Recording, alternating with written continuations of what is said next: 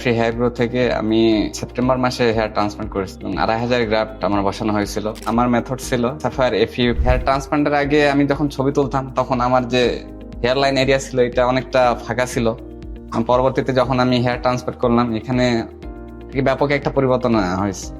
এতে আমি এই যে রেজাল্ট আসছে হেয়ার ট্রান্সপ্লান্টে আমি খুব খুশি, এবং যখন আমি এখন একটা কনফিডেন্স লেভেল আমার যেখানে আমি যাই একটা ভালো লাগে। এর আগে মনে হতো যে না, এই হেয়ার লাইন ফাঁকা থাকার কারণে আমার একটা কনফিডেন্স লেভেল একটা খারাপ লাগতো যে এটা কেমন আর কি দেখে। তো সেই সুবাদে এখন অনেক ভালো লাগতেছে আমার কাছে। হেয়ার গ্রোতে আমার সামগ্রিক অভিজ্ঞতা ছিল খুবই ভালো এবং ফলাফল নিয়ে আমি খুবই সন্তুষ্ট।